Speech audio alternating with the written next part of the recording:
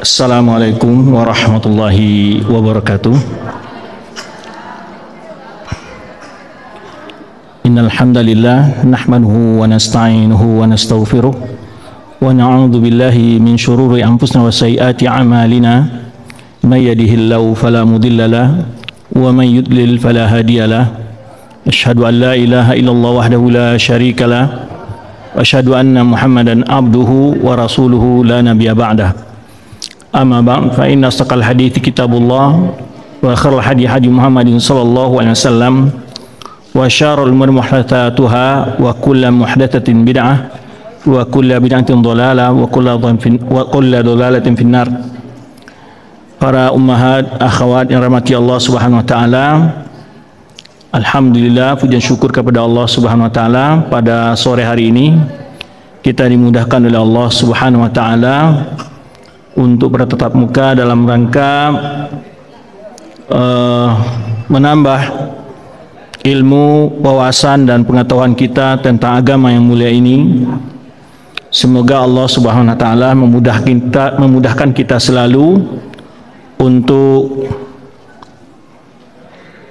menambah ilmu kita, karena dengan bertambahnya ilmu akan bertambah pula keyakinan kita terhadap agama yang mulia ini.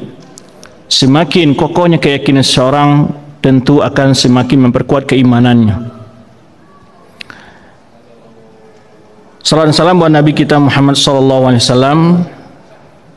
Semoga kita senantiasa diberikan semangat dan juga kesabaran oleh Allah Subhanahu wa taala dalam mempelajari ajaran yang telah beliau wariskan kepada umatnya, bersabar di dalam mengamalkan sunnahnya, meskipun di dalam menjalankan sunnah tersebut banyak sekali cemoohan atau mungkin ejekan dari orang-orang yang kurang dalam mengetahui kebenaran atau kurangnya pengetahuan mereka tentang sunnah Rasulullah SAW.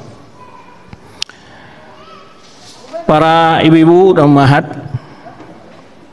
apa kita ini berbahasa Minang atau bahasa Jawa atau bahasa Indonesia?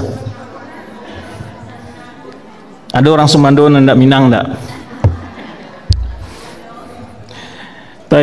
Tapi bisa bahasa Minang, mengerti kan?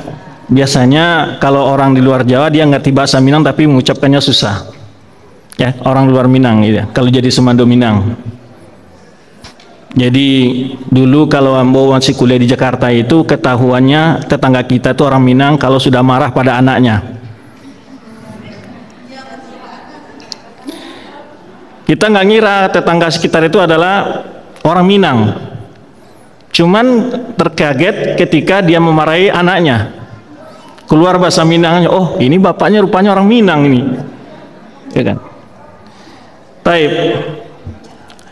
Di sore hari ko, insyaallah kita mencoba barajas ketik tentang bagaimana peranan wanita atau ibu-ibu, peranan bulu kanduang di dalam menjaga generasi muda. Salah satu tugas terpenting sebagai ibu, sebagai ama-ama atau sebagai bunda kanduang, ya, bukan sekedar menyiapkan makanan untuk suami ketika pulang kerja. Tapi sekarang juga untuk menyiapkan makan pulang kerja pun jarang ibu-ibu sekarang. Main Gojek aja kayaknya. Hah?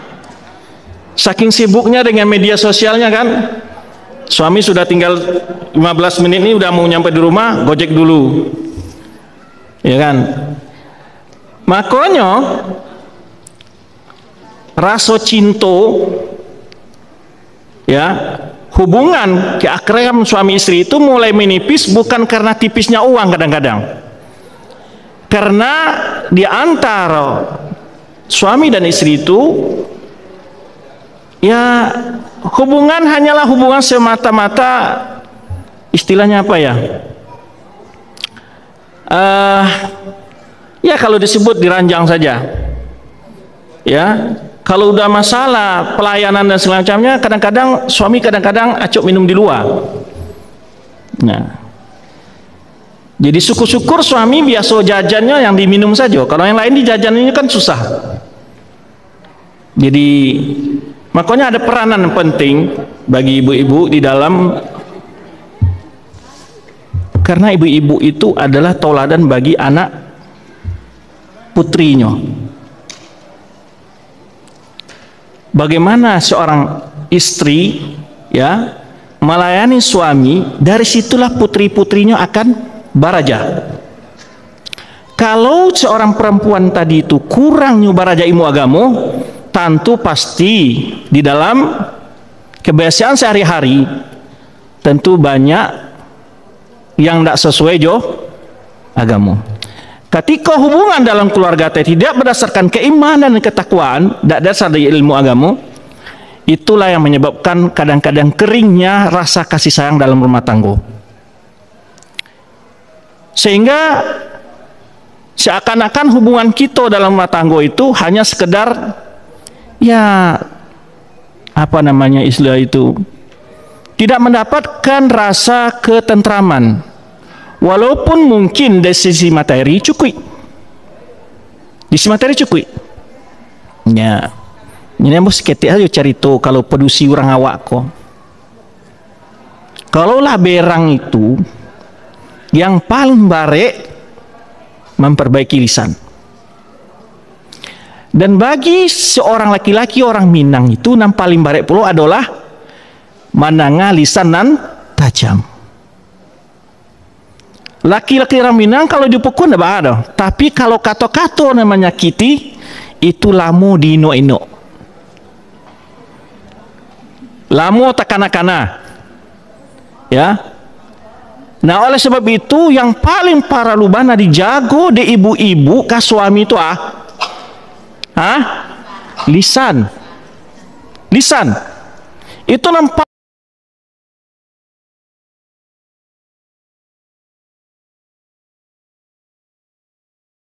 Bagaimana kekesalnya hati, bahasa awaknya biarpun apa istilahnya dalam pari itu harimau, nang keluar tetap saja kucing. Artinya elok, ya kan? Dalam pari kok lah harimau gua, ya kan? Kamu nerekam gua. Nah, kenapa? Karena yang namanya perempuan sifat aslinya itu harus adalah kelembutan. Nan jarang ada di, ya bukan tidak ada ya, cuman kadang-kadang ada sifat di padusi orang hawako adalah kelembutan ke anak dan ke suami. Itu kurang. Kalau masalah makanan, gapuk-gapuk masakan, ya kan? Itu tidak perlu di.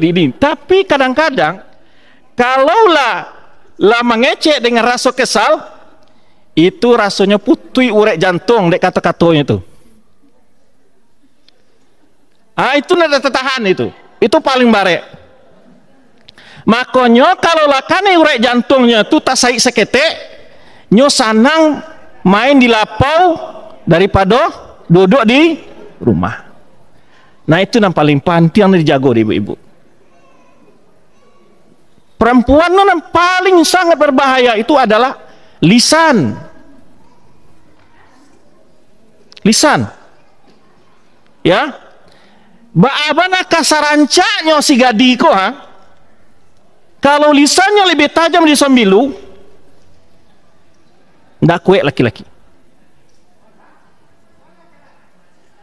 Ya, tapi kalau nyoba ngecek dengan apa nyonya, dengan lemah lembut, lulu hati itu deh. Apalagi nyoba mengecek itu dengan dari dalam hati. Udah lala muak baru matanggo, ya kan? Udah masih jarang sholat, ya kan? Itu kalau baik itu istri udah selalu sibuk di luar. Coba kali-kali ketika menasihati suami dengan cara yang sangat lembut, pasti ya suami tadi akan main inok. Akan main inok kata-kata istrinya tadi itu, diranungkannya. Tapi kalau astinyo dengan kata-kata nan ya kan, kalau biasa orang-orang awak tuh kadang labau ban nate bawa ndak aja sembayangan doa. Jadi kalimat-kalimat itu, apalagi kalau manasati anak, ya kan, laban tuh kambiang lo emang diang ledo. Ayo baru balik ke semua. Ini kalimat-kalimat yang penting mana diperbaiki. Coba dalam menasihati anak, untuk apa lagi zaman kini kok. Jangan sampai anak putri awak curhat ke temannya, lebih dekat ke temannya. Kini yang paling banyak membahayakan anak-anak awak adalah teman-temannya. Anak putri awak dalam menjadi remaja itu, awak menjadi teman curhat. Lebihnya percaya mengeluarkan isi hatinya. Kenapa? Satu penyakit kini termasuk daerah awak Minangkabau dan paling banyak penyakit adalah LGBT adalah Minang termasuk tingkat tertinggi. Ini berbahaya. Ya, maka jangan sekali-kali membuat anak kita jauh dari kita. Nah, ikolah tanggung jawab kau. Tidak cukup awak magi makan saja. Apalagi tanggung jawab ibu yang utama itu adalah mendidik anak-anak. Ketika anak-anak awak didik dengan pendidikan agama, itulah keberuntungan yang tidak akan ada kerugian kelak di akhirat. Kebanggaan yang luar biasa. Di orang Minang awak kok kan pantiang anaknya rancak di Labuh. Ya, capek laku. Boleh ya? Tapi adonan paling pantiang mana? Adalah ciptakan anak gadis awak tu tahu jo agama. Salah harato banyak orang capek naik. Tapi yang paling parah adalah masalah pendidikan agama. Nah, apalagi dengan adanya kini kok media-media sosial. Ya kan, jangan sampai pula ama-ama nala di pintu kubur, joget-joget pula di TikTok. Anak ditiru di anak-anak gadis awak. Ya kan? Angkat ditiru anak gadis awak. Ya kan?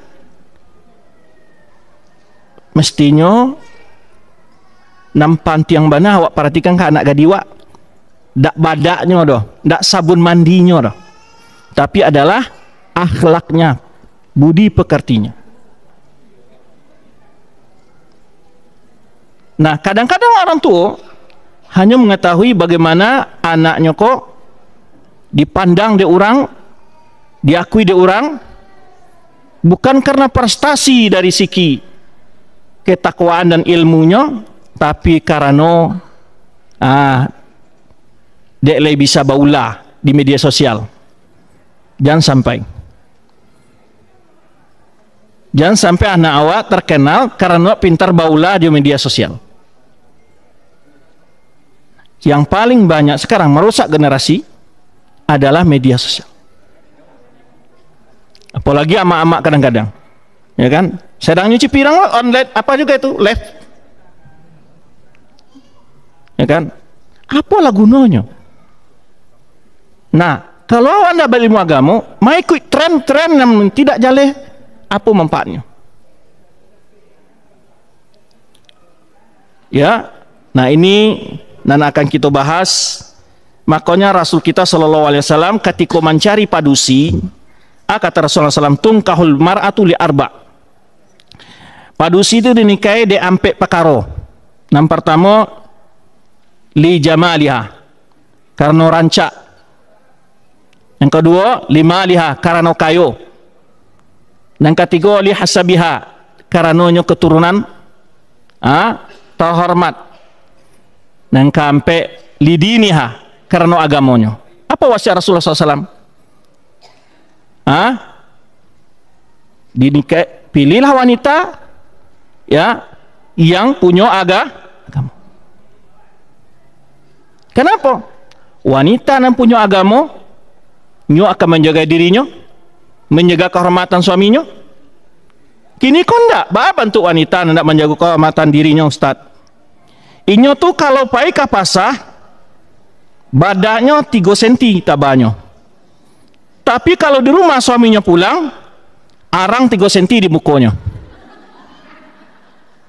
Jadi bahas suami akan terhibur di rumah.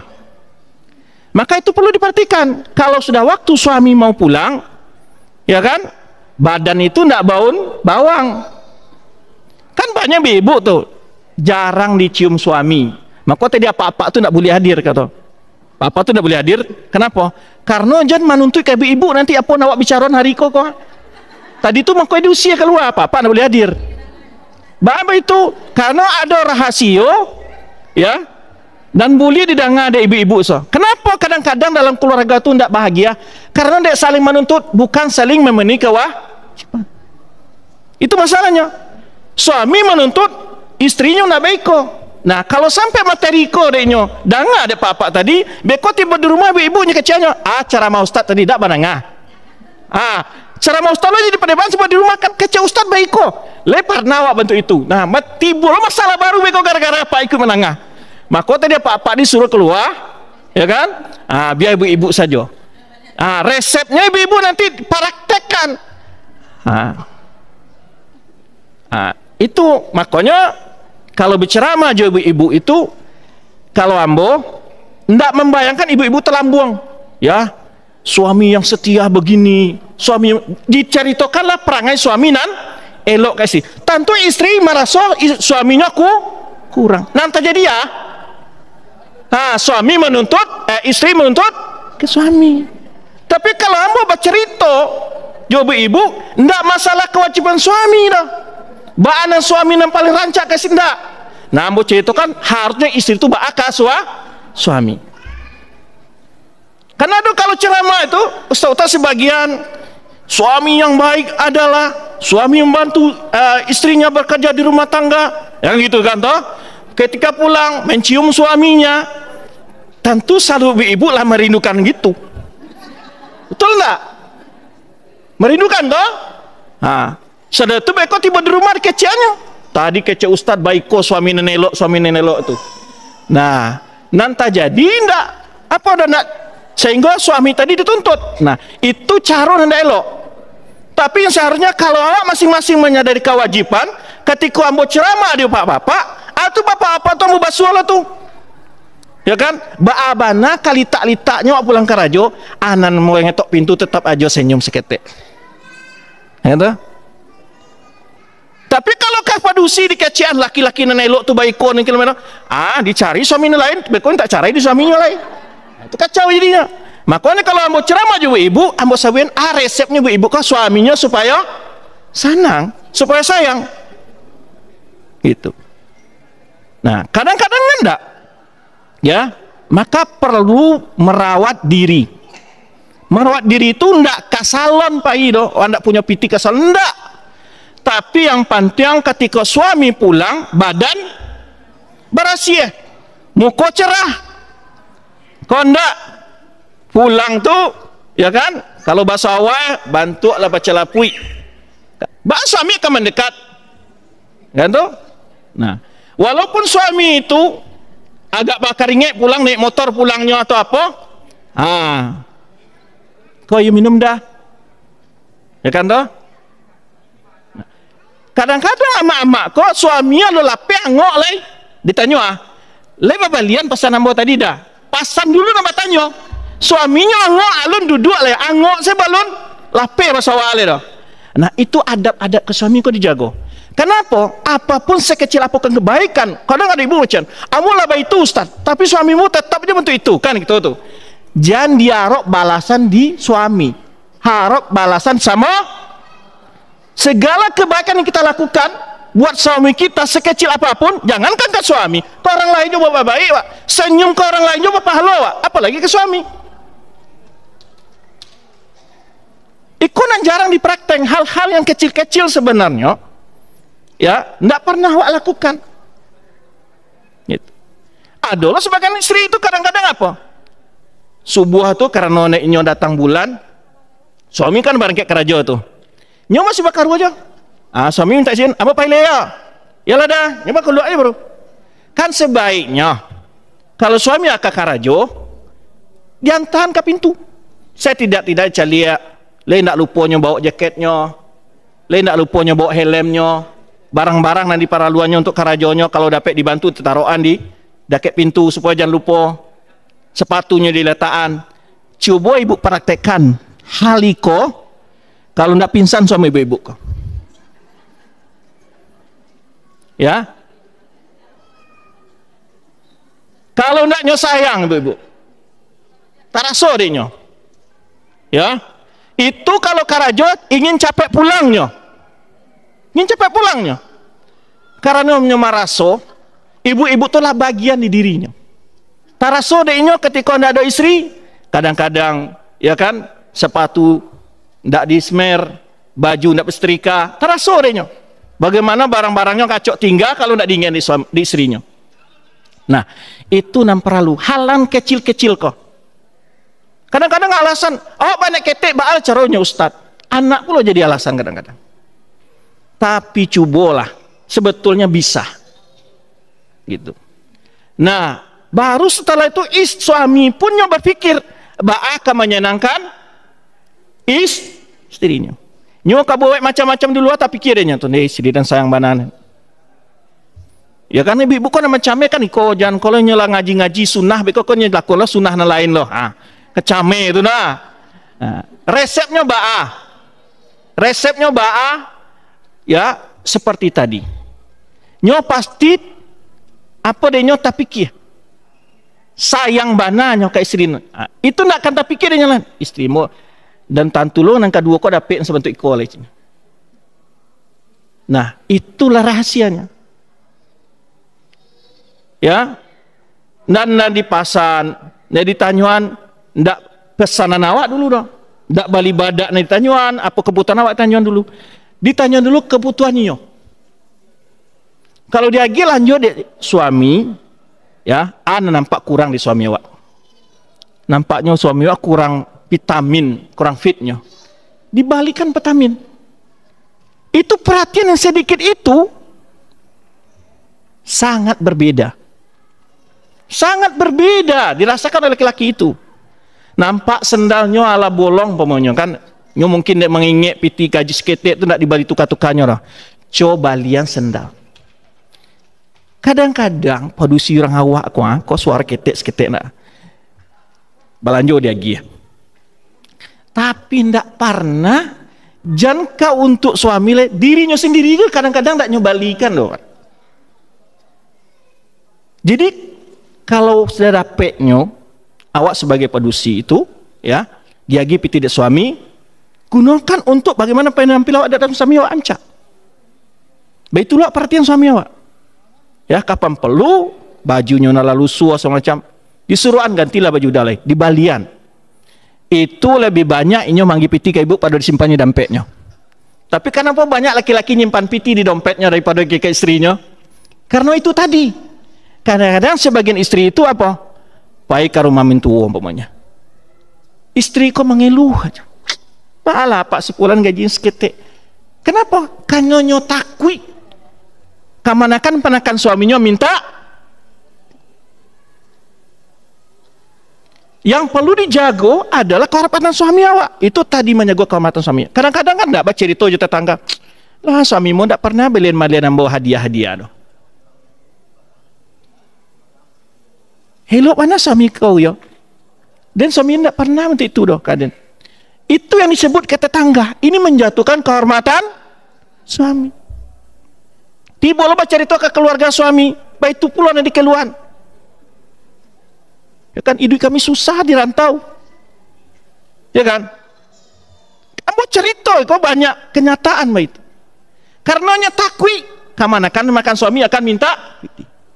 Dek suami tadi kalau nampak deknya istrinya suka memberi ya kalau ambo di istri ambo teorinya bah kapulang kalau di keluarga istri ambo yang mengasih tiba di keluarga ambo inyonya lagi ndak wan lagi cuma kamana kana wa ndak magi ro biasa si doa magi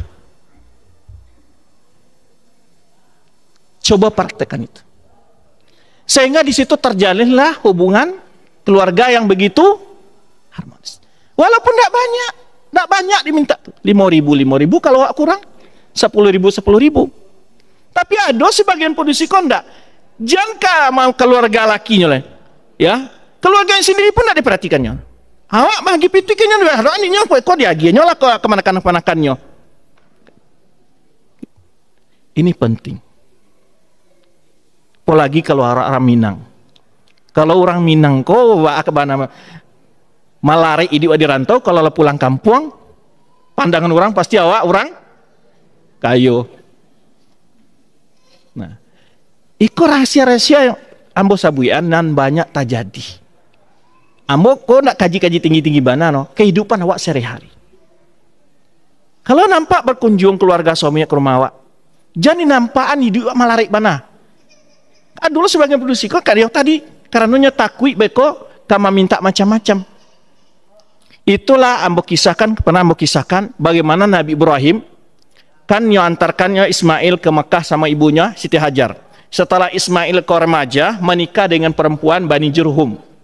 Nabi Ibrahim mencari anaknya sekali setahun, sekali 6 bulan ke Makkah dari Palestina. Ketika pertama kali Nabi Ibrahim datang ke rumah istri Ismail, kok ke rumah Ismail kok tidak ada di rumah doh.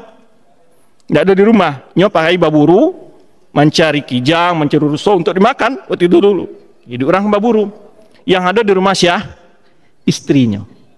Ketika datang Ibrahim kok ke rumah istrinya, ada cerita istrinya. Hidupnya malarek. Makan sekali sehari, hidup susah. Lalu setelah pulang, Nabi Ismail merasa, adakah seseorang datang setelah aku tidak di rumah tadi? Kata istrinya, iya. Orangnya begini. Oh, itu orang tuaku. Lalu ditanya, apa pesannya? Pesannya adalah, ghair atabati babik. Rubah bandu rumahmu. Dia tahu bandu? Tidak tahu bandu rumah. Bandu rumah itu adalah apa namanya itu? Setelah naik janjang, anan pertama diinjak itu dahan pintu itu atau bandu namanya. Rubah bandu rumahmu. Apa Ismail memahami? Berarti dia menyuruh saya untuk menceraikanmu. Kali kedua setelah Ismail menikah dengan wanita lain lagi, Ismail juga tidak di rumah, mencari rezeki, mencari upaya untuk keluarga, biaya untuk keluarganya, makan, ya, berburulah kehidupan saat itu.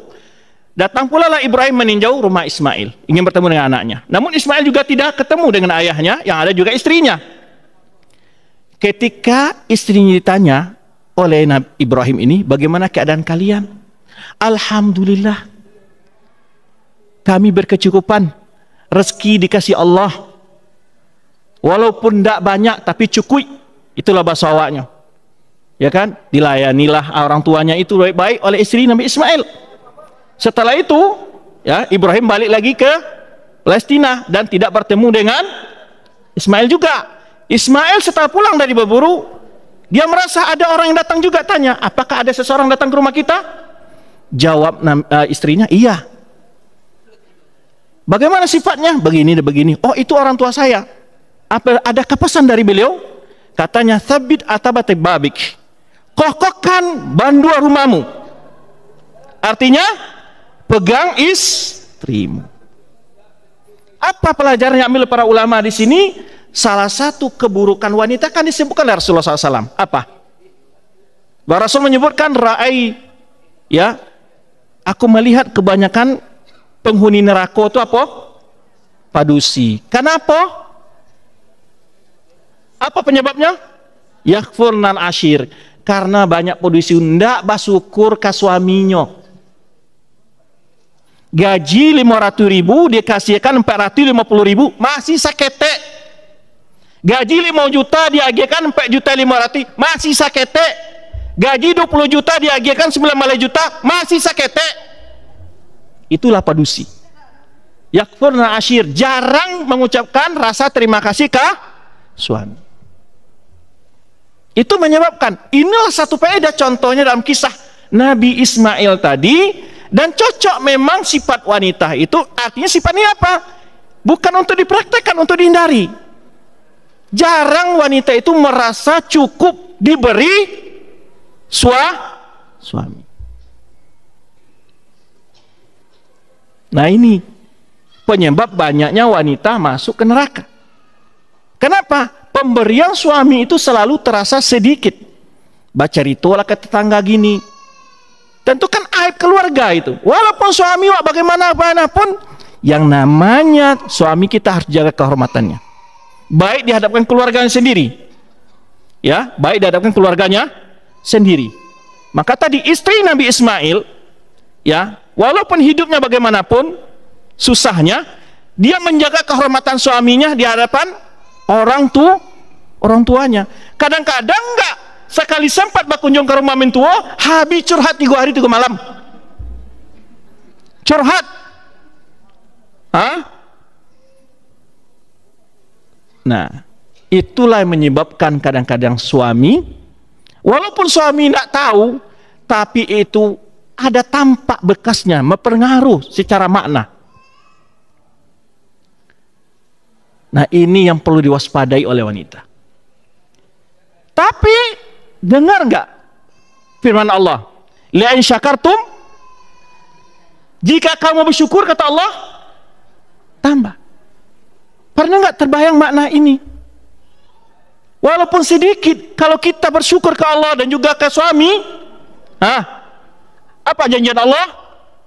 Allah akan tambah. Jangan tunggu banyak dulu baru bersyukur. Karena bersyukur dari yang sedikit akan ditambah Allah. Maka cobalah jangan karena suami kita tidak dapat memberi banyak, lalu pelayanan kita juga kurang. Walaupun tidak bisa membuatkan teh di pagi hari karena tidak punya gula dan teh, tapi air putih itu jangan tidak ditaruh. Ketika pulang dia. Dan sekecil apapun tadi kebaikan. Ya. Kalau ambo bapak sanlok apa-apa ada lo rahasianya ibu. Bahas supaya suami istri itu capek menyuci baju awak. Ambo sabuian. Taruh acok tacici ruang 50.000 dalam saku. Pastinya cari capek baju-baju kotor itu. Dan ditanya-tanya ada uang ambo jadi cendak. Sengaja dician uang 50.000 dalam saku itu. Capek baju kotor dicucinya tuh. Jadi kalau ambo sama bapak-bapak. Kalau juga ibu enggak. Ya. Coba hal-hal yang sekecil-kecil itu. Jangan kata kau baru jadi anak daro aja makan sapir yang berdua, bado-adoan, minum. Lah punya anak ampek coba apa itu. Lah pernah praktekan itu lah anak ampek.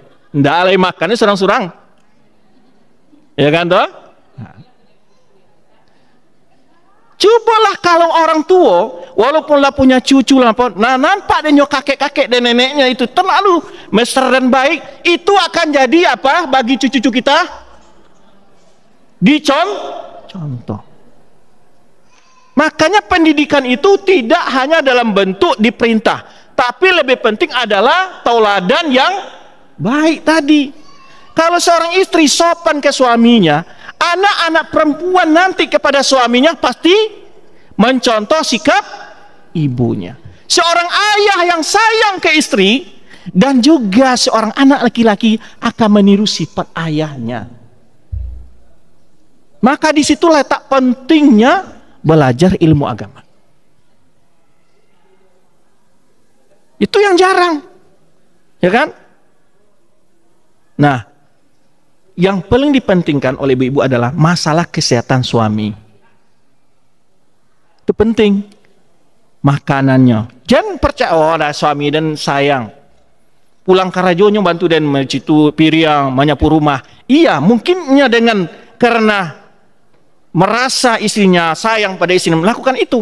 Tapi ingat, mungkin dia sudah lelah pulang dari kantor.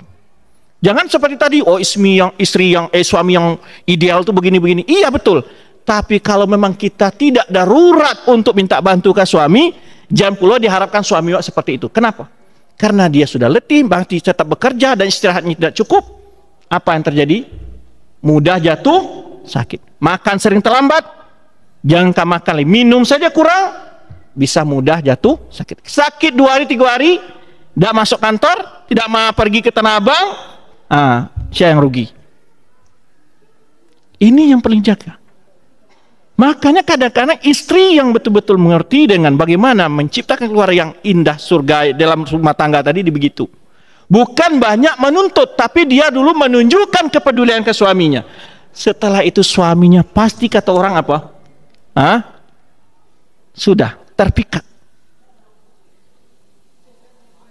Pasti terpikat hatinya. Pasti dia ingin tidak mau menyedihkan istrinya. Dia merasakan betul-betul mendapatkan dambaan hatinya. Ya, seberapapun manis enaknya teh di luar, pasti lemak enaknya teh di rumah. Nah, ini yang perlu kita jaga. Ya, walaupun di rumah kita sarung bantal itu diganti sekali 3 hari. Ya kan? Iko Ustadz detail-detail bana.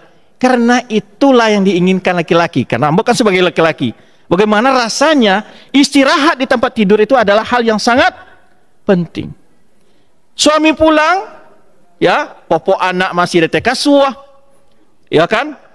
Kacau balaunya rumah di anak-anak ketika suami pulang masih belum dibersihkan. Seharusnya apa? Kalau waktu istirahat suami, berikan dia waktu istirahat.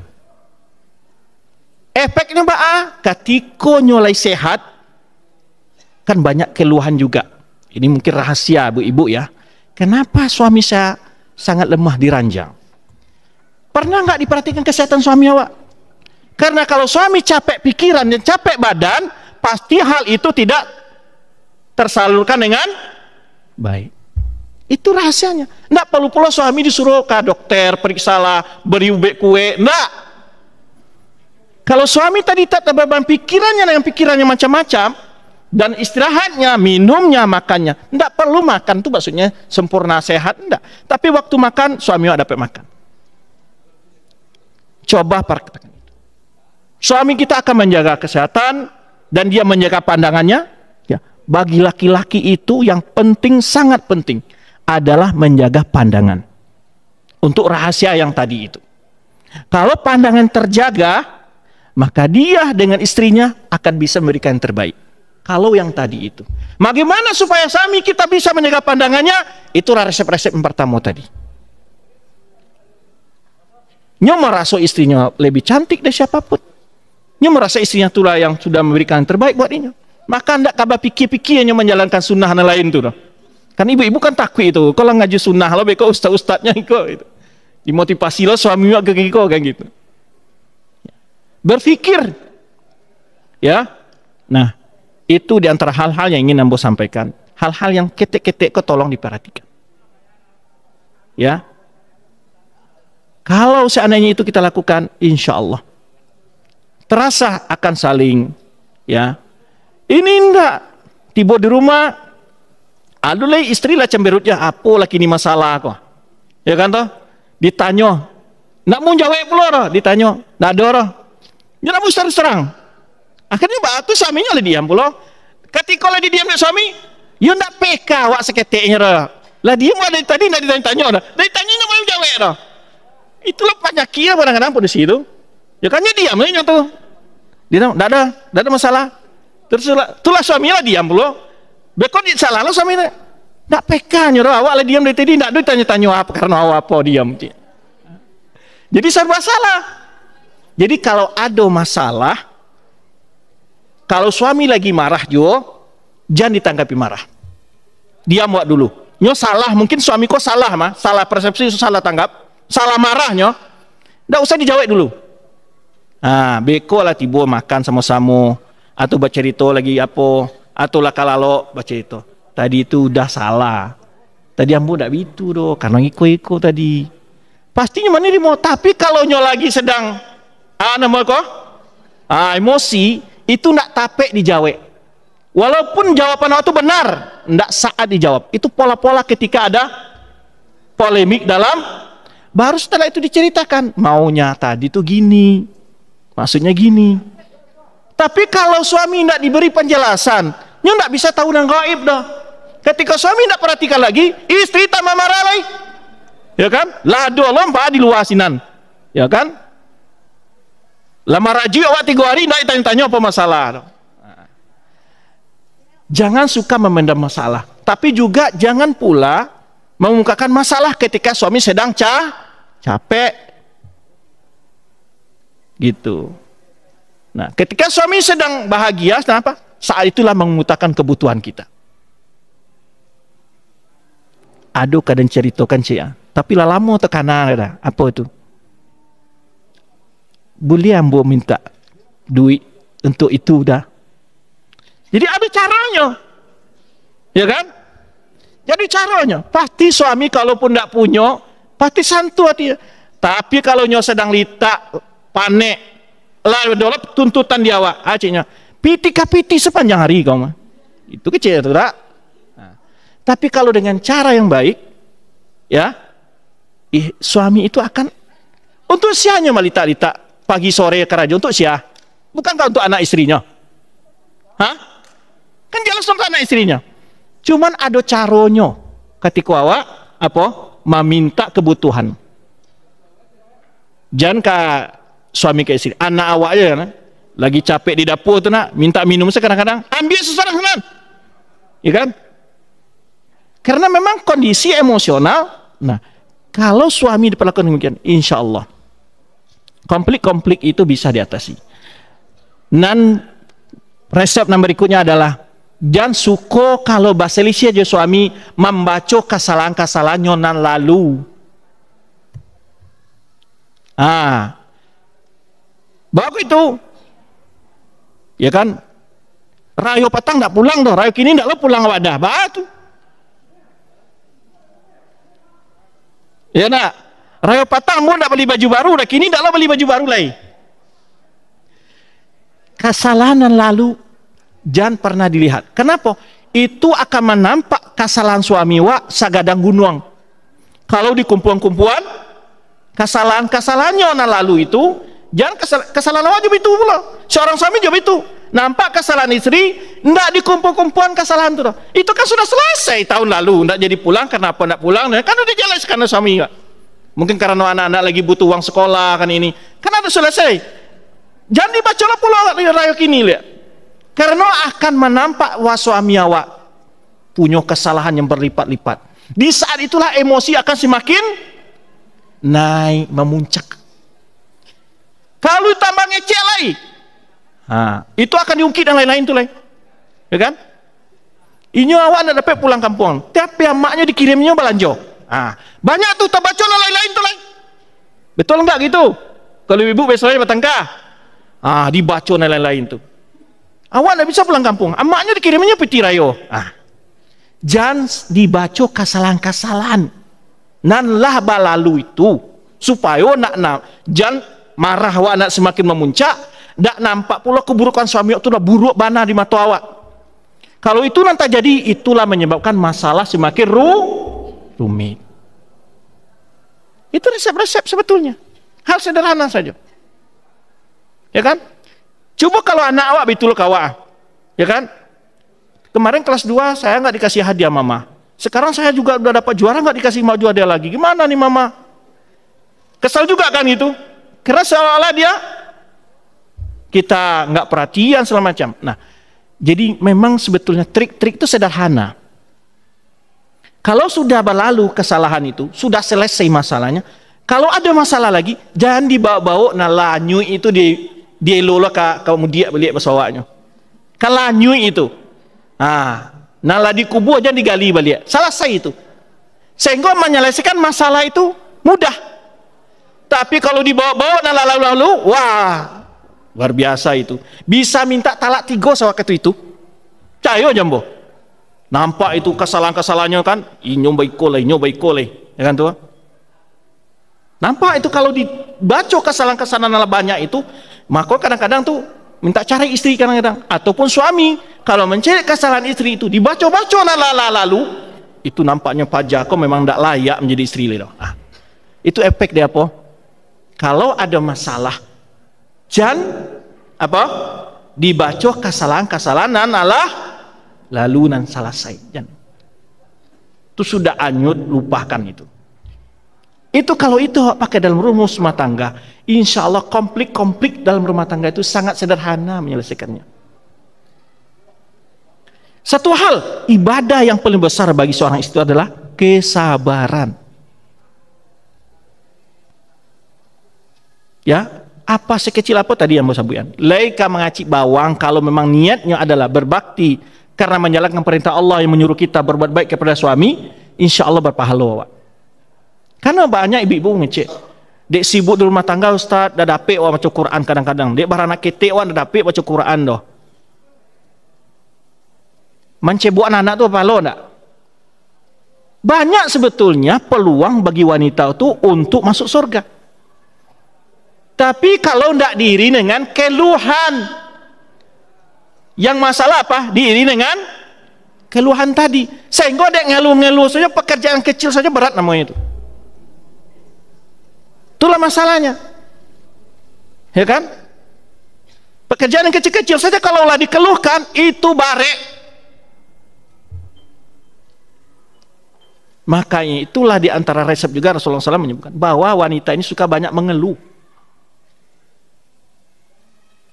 Nah, kurangi sifat mengeluh itu. Ya. Jadi itulah berapa nasihat inti yang dapat awak bincang-bincang soreko. Mudah-mudahan ya keluarga kita selalu diberi rahmat oleh Allah SWT. Ya, yang namanya dalam keluarga ndak pernah ada masalah. Ndak akan ada. Ya. Dan disitulah letaknya mendidik diri kita. Disitulah mendapat pahalanya, Wak. Bisa menyikapi dengan sikap yang benar ketika terjadi konflik dalam keluarga. Ya, istri awak juga nak malaikat, suami juga nak malaikat tuh. Pasti banyak kesalahan, lupa salah itu biasa. Bahasa awaknya biasa. Tapi nana biasa adalah kesalahan-kesalahan nanda diperbaiki. Maka kata Rasulullah SAW, kullu bani Adam khata' wa khairu khata'in at-tawwabun. Setiap manusia itu punya salah. Tapi sebagai orang bersalah, nah mau bertobat. Nah, itulah kalau lagi suami duduk dekat awak, jangan sibuk doa apa. Kau penyakit yang paling parah lo kini itu. Ambo caliat kini dunia orang ya. Nyo berjalan lagi suaminya saja. Tapi suaminya sibuk di apa? Istri juga sibuk apa? Di rumah lah, isa rumah. Tapi kalau dia tahu mengecek suami istri itu mungkin sampai 5 kali dah. Kenapa? Sibuk. Jadi maka terasa rasa saling membagi rasa tadi. Kalau istri sibuk di HP, suami sibuk di HP, maka buat suasana keakraban. Habis maghrib atau habis isya, saling mendengarkan bacaan Al-Quran suami wa. Ikut tahsin. Gimana tahsin Nabi? Coba. Bagaimana baca Nabi? Ya kan? Walau hanya setiap malam membaca 3 ayat, 2 ayat, cukup, nggak perlu banyak-banyak. Tapi dirutinkan, saling pergi bacaan, atau lomba sama suami istri hafal ayat, ya, Qul Ahad, Qul Falak, 2 ayat sehari, 1 ayat sehari. Coba ini dilakukan. Karena yang memberikan kebahagiaan itu Allah. Bukan uang, bukan hebatnya, tingginya pangkat suami, banyaknya gaji suami, enggak. Betapa banyak orang hidup dengan seadanya, tapi keluarganya bahagia. Tapi betapa banyak orang hidup dengan berlimpah harta, namun kebahagiaan itu kering dalam keluarga. Sehingga yang diinginkan jalan-jalan, deknya terasur, deknya pai ke puncak, pai ke luar negeri, dianggap itulah suasana untuk menebus kekeringan dalam keluarga tadi. Padahal kalau pulang ke rumah balik kering lagi. Maka jadikanlah rumah tangga kita itu adalah rumah kita itu sebagai tempat wisata yang paling afdol. Keindahannya di mana? Keindahannya dengan saling bekerja sama dalam melakukan ketaatan kepada Allah. Makanya Rasulullah sebutkan dalam hadis cila bahwa sebaik-baik laki adalah yang malah ketika dia bangun malam, dia bangunkan istrinya juga untuk sholat malam. Jika istrinya enggan, dia percikan air ke muka istrinya. Sebaliknya, sebaik-baik istri adalah yang bangun malam dan juga membangunkan suaminya untuk qiyam lail. Itu yang terbaik. Disitulah suasana, ya, membuat rumah tangga terasa bercahaya, bukan dengan banyaknya lampu-lampu warna-warni, bukan dengan banyak perhiasan, tapi seringlah baca ayat-ayat Al-Quran, akan terasa rumah itu bercahaya. Hindari rumah kita dari patung-patung, lukisan-lukisan bernyawa, karena itu adalah yang akan membawa apa? Banyak fitnah dan bisa-bisa jadi sarang setan. Malaikat nggak masuk kata Rasulullah SAW. Nah ini banyak nggak ketahui, ya kan? Oh alasannya ini Ustaz kan kenangan waktu kawin dulu foto pengantin nggak apa-apa dipajang Ustaz, ya kan? Tidak boleh. Kalau foto itu disimpan aja lah, masuk di album, taruh di laci. Karena majang-majang foto kata Rasulullah bahwa malaikat nak masuk ke dalam rumah yang terdapat di dalamnya foto-foto atau patung. Nah bagaimana kita akan dapat? Malaikat apa yang nggak masuk? Maksudnya adalah malaikat rahmat, bukan malaikat maut. Kalau kitchen, wah itu biar anak mati-mati pasang pajang foto di rumah Ustaz, biar nak masuk malaikat maut. Enggak, malaikat maut enggak tersangkut di foto. Yang nggak masuk itu adalah malaikat rahmat. Bagaimana rumah tetangga kita akan bahagia? Malaikat rahmat enggak pernah masuk. Nah oleh sebab itu hiasilah sering rumah kita dan sering beribadah. Makanya Rasulullah menyebutkan sebaik-baik sholat seseorang adalah di rumah, kecuali sholat fardu bagi laki-laki. Karena sering kita berbuat taat di rumah tadi, rumah itu akan terasa nyaman, keindahan dan cahayanya berbeda. Saya waktu kuliah di Jakarta, itu kuliah kita di rumah itu mahasiswa ada sekitar 12 orang. Yang dimana setiap pagi mereka ini selalu murojaah hafalan Qur'annya, menghafal Qur'annya. Itu rumah yang tidak mewah, disewa. Tapi luar biasa orang melihat di luar, rumah kita itu adalah rumah yang terang. Anak-anak itu yang ikut TPA dibilang, Ustadz kenapa rumah Ustadz ini kok terang ya? Mereka ngomong begitu, karena rumah Ustadz terang, kok nyaman begini ya?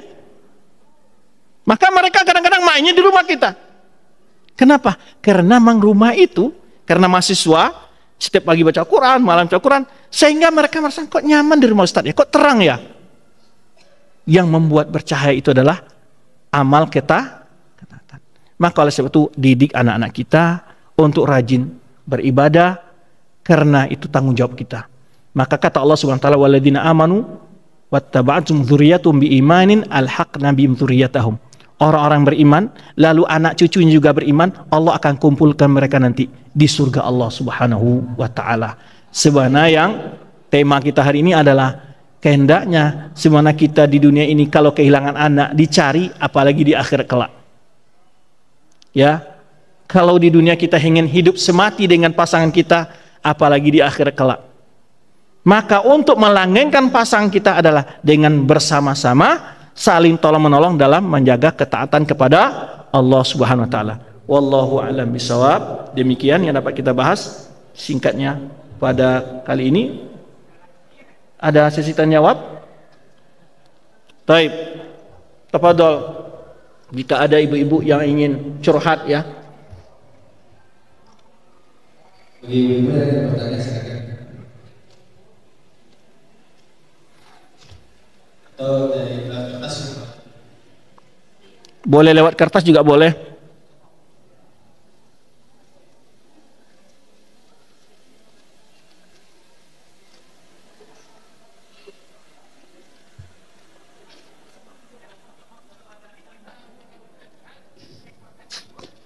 Bismillah, Assalamualaikum Ustaz. Waalaikumsalam warahmatullahi wabarakatuh. Tadi dari Raja Ustaz tadi, saya menanyakan lisan, menjaga lisan terhadap suami. Tadi terdengar kalau suami kita udah tersakiti dengan lisan kita, dia lebih sering duduk di lampau. Ya. Daripada duduk di rumah. Bagaimana dengan istri yang sudah menjaga begitu bagus lisannya terhadap suami, tapi memang hobi suami itu duduk di lampau. Bagaimana itu Ustaz? Baik. Semoga ibu yang lain juga yang merasakan bisa terwakili. Terima kasih Ustaz. Baik. Sebetulnya banyak resep. Bah caranya ndak di teleponnya. Dah, kau kopi lah kadingin le dah. Dah kadi minum kopi kok. Nah, itu kan ada cara-caranya. Ya kan? Nasi lah taidang dah, pulanglah makan lah gitu. Taraga lo anak-anak nak makan, oh ambo nak taraga lo makan masamu juga. Banyak caranya. Ya kan? Banyak caranya, ada trik-trik. Tapi tidak membentuk, membentak, tidak bentuk mengajari, gitu kan? Nah, ada cara-caranya. Tapi intinya adalah, pertama, jangan lupa doakan suami kita. Doakan agar Allah memperbaiki akhlak perilakunya.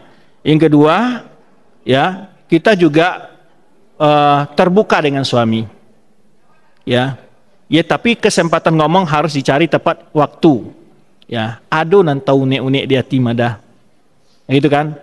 Ambo ingin lo udah, ya, duduk menceli ambo macik bawang sekali-kali di rumah ko, bercerita-cerita, ya kan? Ada dengan cara-cara bahasa, tapi menunjukkan bahwa kita butuh kepada dia, bahwa kita rindu keberadaannya di rumah, ya. Tapi bukan dengan bahasa, umpamanya mengajari. Ini yang paling parahnya keegoan laki-laki itu begitu, ya. Udah dilapau taruise, gitu kan? Tapi ada cara-cara menunjukkan bahwa kita ingin rindu kepada dia, ya. Sudahlah, udah bakar rajo di toko dari jam sekian, sekali-kali di rumah lah dah, ya kan? Kan ambo ingin mencari lo wajah udah nang ganteng tuh. Nah, pastinya akan tersenyum dan dengan bahasa dulu waktu berpacaran bisa merayu, karena sudah jadi suami nggak berani ngerayu, gimana caranya? Ya kan? Justru kalau sudah jadi suami lebih vulgar rayuannya, gitu kan tuh, biar suami tadi nurut sama istri kita, ya kan? Dengan cara-cara yang, ya, bagaimana supaya dia terketuk hatinya. Tapi tidak lupa selalu berdoa kepada Allah, dan Allah tidak akan pernah membalasi perbuatan baik dengan perbuatan yang buruk. Ama jazal ihsan ilal ihsan. Tidak ada balasan baik itu kecuali kebaikan. Tapi butuh kesabaran. Tidak akan pernah kita kurang dengan hal itu. Ya, Allah mungkin akan ganti kalau memang suami kita ini sebagai cobaan Allah berikan kepada kita. Allah akan ganti atas kesabaran kita dengan pahala yang jauh lebih besar. Tapi bukan berarti kita biarkan. Kita berupaya saja menasihati dengan cara yang baik. Ya, kalau ada ustadz sekali-kali umpamanya kita kenal, ya ustadz tolong nasihati abinya si Fulan, kadang-kadang pulangnya sudah terlalu malam, gini-gini, gitu. Kan jelas kalau kita juga ceramah di hadapan bapak-bapak, juga kita istilahnya dibasuh pula, ya kan? Ulanglah malam, mana hak suami istri, hak anak, istri mana haknya? Ada punya hak istri juga, anak juga punya hak. Teman-teman nggak ada punya hak untuk kita bermalam-malam duduk di lapau. Nah, tapi yakinlah, tadi yang Anda sebutkan, kalau kita menuntut itu melihat bahwa kita banyak hak kita yang terlalaikan. Tapi bila kita berupaya memenuhi hak kewajiban kita, disinilah akan terjadinya hubungan yang baik. Sama dengan rakyat sekarang. Rakyat minta tuntut pemerintah begini, pemerintah juga menuntut rakyat begini. Akhirnya saling tuntut. Kalau kita sudah saling tuntut, disitulah saatnya akan terjadi persidangan. Tapi kalau kita saling berkorban hak kita, dan kita menunaikan kewajiban kita, yang penting di dalam keluarga itu saling berkorban, bukan meminta saling haknya tadi. Berkorbanlah kita untuk pasangan kita demi tetap langgeng hubungan kita, kasih sayang kita. Kita perlu berkorban. Kadang berkorban perasaan, kadang berkorban waktu, korban materi, segala macamnya. Ya. Tapi ya, kadang-kadang memang tidak kita pungkiri. Ada sebagian bapak-bapak yang kadang-kadang tidak tahu waktu ketika sudah berada di luar rumah. Terima kasih atas pertanyaan, ini hadiah buat Ibu. Silakan yang lain. Terima kasih Ustaz. Ya, sama-sama Bu.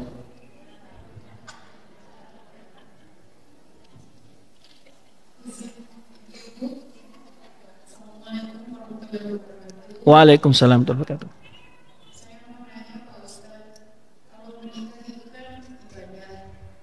Bolehkah kalau misalnya suami istri bikin perjanjian kalau salah satu meninggal nggak boleh nikah lagi?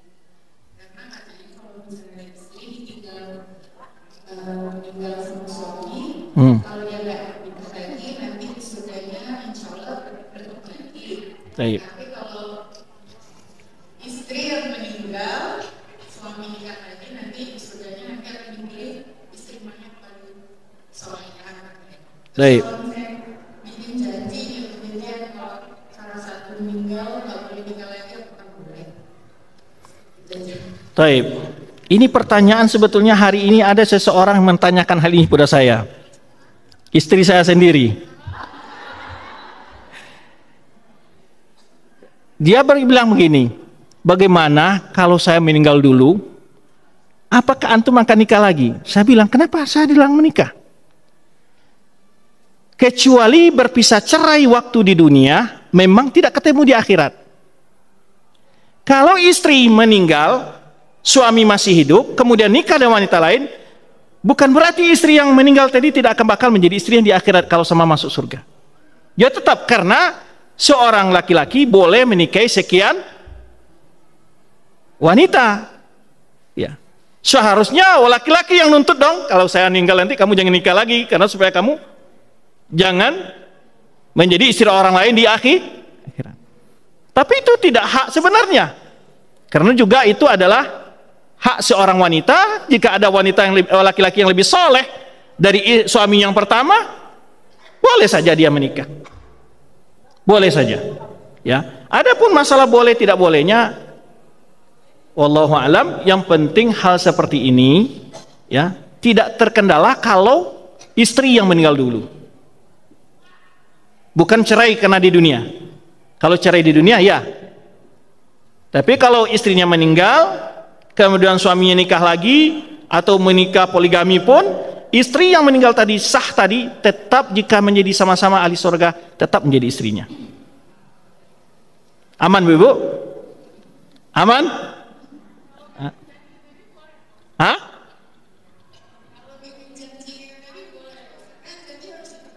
Taib, boleh saja kalau ada perjanjian seperti itu, kalau maunya nggak apa-apa.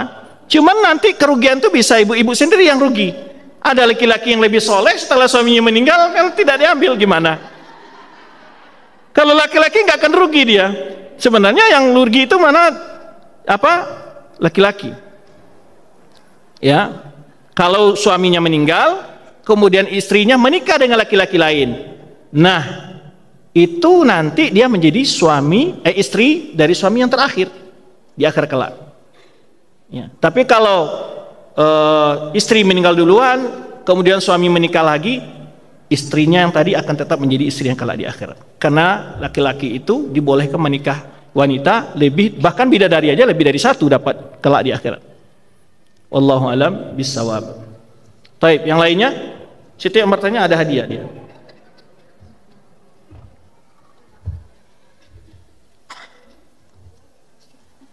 Taib.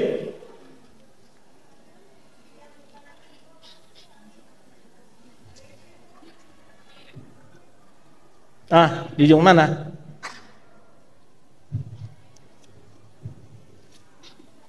Assalamualaikum Ustaz. Waalaikumsalam warahmatullahi wabarakatuh. Tadi Ustaz membicarakan tentang ibadah yang paling besar dalam keluarga adalah kesabaran.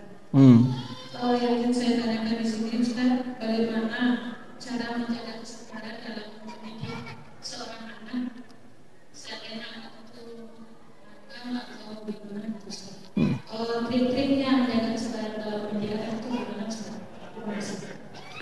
Baik, ini barangkali banyak di antara kita menemui di masa sekarang ada anak-anak yang bandelnya luar biasa kadang-kadang. Pertama mulainya adalah contoh. Kalau anak-anak kita sering menonton film-film kartun yang suka nakal, apalagi itu Tom and Jerry, itu kan nakal, usil, itu akan mempengaruhi pola pikir anak kita. Karena dari tontonan itu itulah yang ditonton oleh dia. Akan terpengaruh dia, pengen berperilaku seperti itu. Maka oleh sebab itu kadang-kadang sekarang banyak sekali ibu-ibu saya lihat ketika anaknya rewel dikasih HP. Betul? Terus diberi tontonan. Itu sangat masuk dan otak anak kecil itu adalah paling kuat untuk menyerap tauladan-tauladan. Makanya di dalam keluarga itu anak kecil sangat mudah terpengaruh dengan tingkah laku orang tuanya. Omongan yang keluar dari orang tua ditiru anak-anak. Kalau amaknya suka bacari wasawanya, anaknya suka bacari. Ibunya suka berkata kasar, ayah itu kasar, anak juga begitu. Tapi kalau kita lihat anak-anak yang dari kecil mendapat tauladan yang baik, pamannya kan, tiap azan abinya pergi ke masjid. Nanti ketika abinya ketiduran pasti anaknya bangunin abinya. Bi, udah azan bi. Dan pengaruhnya nanti kita lihat kadang-kadang anak umur 3 tahun segala macam. Kalau orang sudah azan dia pergi juga kayak ngambil wudhu, cuci mukanya. Atau kalau memang biasa orang tuanya membaca Al-Quran di dalam keluarga itu, anak juga ngambil kertas, terus dia baca suaranya kayak baca Al-Quran. Itulah pengaruh yang pertama dihidupkan dalam diri anak adalah tauladan yang baik. Yang kedua, jauhkan dari tontonan dan pengaruh sekitarnya. Itu sangat penting. Karena itu akan mempengaruhi pola tingkah laku anak kita. Maka kalau pengaruh teman sekarang itu, masuk teman dalam hadis Nabi SAW, ya, almaru ala dini khalilihi. Seseorang itu tergantung agamanya, agama temannya. Sekarang jadi teman anak kita siapa? Yang dia tonton apa? Apalagi di TV. Yang dilihat oleh dia adalah TikTok, yang dia ini, ya akhirnya apa? Akhlak itulah yang pindah ke anak-anak kita. Akhlak itulah yang pindah ke anak-anak kita. Itulah teman sekarang yang berbahaya itu adalah media sosial. Ya, walaupun dia tidak ketemu di alam nyata, tapi yang selalu dilihatnya, yang selalu ditontonnya itu adalah almaru ala dini khalili. Seseorang itu terpengaruh oleh teman duduknya atau teman akrabnya. Maka perlu orang tua menjaga temannya, baik temannya yang di media sosial yang ditontonnya, yang terbergaulnya, ataupun di luar rumah. Yang pertama terpenting ada apa? Qudwah berikan suri tauladan yang baik. Tentu sebelum itu adalah diberinya makanan yang halal. Kadang efek makanan haram juga ada kepada perilaku anak. Maka oleh sebab itu penting kita memikirkan sesuatu yang kita berikan kepada anak kita harus hal yang halal. Nah, kalaupun kita dapat ujian dari tingkah laku anak kita, maka Allah sebutkan wa'mur ahlaka bis-sholati wastabir 'alaiha. Suruhlah anakmu salat wastabir. Itu bukan wasbir. Kalau yang ngerti bahasa Arab, kenapa ditambah huruf to di situ? Karena kesabaran dalam mendidik anak, apalagi masalah salat, itu sangat penting. Saya bercerita ini yang saya lihat kalau kebetulan saya dulu waktu aliyah hidup di rumah orang tua asuh. Orang tua asuh ini adalah karyawan bawahan sekali di PT Semen Padang. Hidup di kandang puyuh, punya anak 5 orang. Sang ibu ini tidak pernah marah dalam membangunkan anaknya setiap pagi. Setiap pagi membangunkan, tidak pernah ngurutu, tidak pernah marah-marah. Mulai dia anak perempuannya, kalau kami yang laki-laki tidur di musolah, di ruangan takmir, di ruang musolah kalau kami yang laki-laki. Itu belum ngetok, dipanggil nama kami satu-satu. Si fulan bangun, orang udah azan. Kalau subuh itu, semua anak perempuannya dibangunin. Setiap pagi, tidak pernah keluar kata-kata yang namanya kesal kepada anaknya. Saya masih terbayang itu ibu, rahimahullah. Saya terkesan sekali dengan pola pendidikan beliau. Dalam memanggil anak penuh kasih sayang. Beliau panggil Mel, ayo sholat nak. Ya anak dia antara email, ada juga anak-anaknya Mimi, dipanggil dengan bahasa Masya Allah. Tidak pernah dibilang, setiap pagi Umi bangunin kalian kayak gini terus, nggak sanggup lah Umi begini. Tidak pernah. Subhanallah. Tidak pernah kata-kata keluar. Maksudnya setiap pagi Umi bangunin kalian kayak gini-gini, udah tua kalian 2 kelas begini, sudah SMA, masih dibangunin sholat gini nih. Tidak ada kalimat kesal. Setiap pagi dibangunin. Dipanggil nama satu-satu. Nak bangun. Subhanallah. Itu pendidikan yang saya lihat. Ibu yang sangat sabar dalam mendidik anak. Beliau bangun sebelum subuh, sudah qiyamul lail, salat witir, terus masak buat kami, karena pagi itu berangkat belajar. Ya, kita naik. Kadang kalau nggak di asrama, saya pulang. Itu kita pagi itu sebelum subuh itu udah masak belum untuk makan anak-anak pergi sekolah besok. Itu saya terkesan sekali melihat beliau. Masya Allah, kesabaran dalam mendidik anak. Jadi memang ibu-ibu itu memang dari sinilah cobaannya. Ya, maka penting qudwah hasanah itu. Setelah itu anaknya akan berpikir, ya, setidak-tidak akan kasihan dengan orang tuanya. Terkenang oleh kesan-kesan indah waktu kecil bagaimana uminya membangunkan selalu. Sehingga anak-anak beliau, ya, selalu menjaga sholat. Karena begitu perhatian dari orang tua terhadap sholat.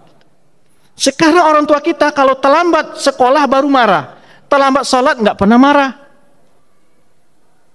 Gimana? Nah, ini yang perlu diperbaiki dalam pola pemikiran kita dalam mendidik anak ini. Ya. Baik. Berikutnya. Habis waktu? Nah, oh ini kita ada ya. Lupa saya baca, maaf. Ada beberapa pertanyaan ini. Assalamualaikum Ustaz. Waalaikumsalam. Biar kita sebagai istri ini bisa tidak mengulang kesalahan. Ya, kata-kata yang pernah berkata tidak baik kepada suami. Jazakumullah khair. Taib. Ya, pertama tentu kita melatih diri. Melatih diri. Maaf Bu, saya juga orang Padang. Kadang-kadang kalimat kita ketika kesal ada apa? Kalimat yang kadang-kadang muncul karena kekesalan.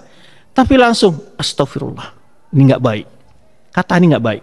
Karena memang Rasulullah menyebutkan, jangan sekali-kali mendoakan hal yang buruk untuk anak kita. La tad'u ala anfusikum wala ala auladikum wala ala amwalikum. Jangan sesekali-kali mendoakan keburukan untuk diri kalian dan tidak pula untuk anak-anak kalian dan tidak pula terhadap harta kalian.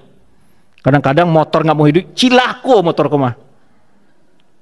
Nggak boleh mendoakan keburukan untuk harta. Anak juga nggak boleh kita doakan hal yang buruk. Tahu diri kita juga. Ya, telinga berdarang-darang, apalah telingaku berdarang-darang, yang cilaku. Nggak boleh. Mengungkapkan kata-kata buruk untuk diri, untuk anak, untuk harta kita nggak boleh. Dilarang oleh Rasulullah SAW. Maka dalam suatu perjalanan, ada sahabat mengendarai kuda atau onta. Sahabat ini hampir terjatuh. Lalu dia laknatlah tunggangannya. Laknat tunggangan tadi. Apa kata Rasulullah? Utrukha fa innaha mal'unah. Buanglah tungganganmu itu. Jangan kamu pakai lagi. Sudah terlaknat. Maka jangan sesekali berkata buruk kepada anak kita. Sesakesal-kesalnya kita doakan kebaikan buat dia. Semoga kamu menjadi orang soleh anakku. Satu kisah yang dikisahkan, kisah Imam Masjidil Haram Sudais. Itu ada kisah tentang beliau ketika orang tua beliau mengadakan sebuah acara memasak di luar. Kalau di awak mungkin kalau kenduri itu kan masak randang tuh di kuali gadang di luar. Saya sudah main-main ya temannya. Jadi makanan lagi sedang diolah ini. Lalu main lempar tanah atau pasir lah sama temannya. Masuk. Apa kata doa ibunya? Semoga Allah menjadikanmu Imam Haramain. Kesal ibunya, kebarale kau dengan sambah yang dimasakkan di pasir. Tapi doa orang tuanya terbukti. Semoga Allah menjadikan kamu imam 2 Masjidil Haram. Saya sudah menjadi imam. Banyak kisah-kisah. Ya. Contoh kisah seorang ibu yang mendoakan hal yang buruk untuk anaknya itu Juraid yang terkenal, seorang orang soleh, yaitu Juraid. Ketika dia salat sunnah di saumaannya di tendanya, dia nggak sempat menjawab panggilan ibunya karena kesal ibunya, sumber kamu terfitnah, yaitu dengan mendapat fitnah di dunia ini. Akhirnya Juraid dituduh menghamili seorang pelacur. Dirobohkanlah tendanya oleh masyarakat, difitnahlah dia. Lalu ketika itu Allah memberikan suatu karomah kepada Juraid ini. Tanyalah bayi yang lahir itu siapa bapaknya. Ketika itu ditanya kepada bayi siapa bapaknya, bapaknya adalah tukang gembala kambing. Itulah salah satu bayi yang bicara di waktu kecil. Pertama Isa, yang kedua si Juraid ini, anak bayi yang difitnah Juraid dengannya itu. Maka jangan sekali-kali berdoa buruk untuk suami kita, untuk anak kita. Selalulah sekesal-kesalnya keluarkan kalimat-kalimat yang baik. Baik. Sudah selesai? Pertanyaan lain ini. Ada satu lagi nih. Apa Ustaz, saya mau bertanya. Sebagai seorang istri kita sudah taat, tapi sekali-kali kita ada kesal atau marah sama anak, tapi suami malah bicara, percuma kamu sholat. Bagaimana kita menyikapi perkataan suami ini? Ya, kita sabar saja. Ini juga pola dalam menasihati anak. Bila seorang suami menasihati sang anak, sang istri jangan ngomong, jangan seolah-olah membela anak. Tapi nanti ketika anak tidak ada, Abi terlalu keras ngomongnya sama anak. Tadi dia tidak begitu. Tapi jangan di depan anak. Ini jarang seperti ini, yang sering juga terjadi di dalam rumah tangga gitu. Ya. Tidak kompak antara suami dan istri dalam menasihati. Sehingga anak merasa baik ini jahat. Ini nggak boleh. Jadi kalau memang suami salah dalam menyikapi sebuah tindakan anak, jangan di hadapan anak itu. Ya, dan begitu pula kita, jika kita salah menyikapi seperti ke anak kita, maaf Umi tadi, Umi salah. Maksud Umi begini. Sedangkan kalau kita memang tersalah dalam menyakiti anak, sudah Umi minta maaf ya. Itu akan berharga bagi seorang anak. Sangat mendidik kepribadiannya. Dia akan terbiasa minta maaf ke adiknya, ke kakaknya. Biasa. Kenapa? Ibunya mencontohkan bagaimana juga mudah minta maaf kepada sang anak. Baik, istri adalah tanggung jawab suami. Jika istri berbuat dosa, apakah benar dosanya ditanggung suami? Bila sang suami tidak mendidik. Bila seorang suami telah mendidik istrinya dan istri tidak mau melakukan apa yang dinasihati suami, suami lepas tanggung jawab. Sebagian nabi juga istrinya tidak beriman, seperti Nabi Nuh dan Nabi Lut. Tapi bukan berarti Nabi Lut dan Nabi Nuh akan diazab Allah, tidak. Karena mereka telah melepas tanggung jawabnya dengan mendidik dan mendakwahinya. Demikian, wallahu a'lam bishawab. Terima kasih atas segala perhatian dan kehadirannya. Mohon maaf atas segala kekurangan. Subhanakallah wa bihamdika asyhadu an la ilaha illa anta astaghfiruka wa atubu ilaik. Wassalamualaikum warahmatullahi wabarakatuh.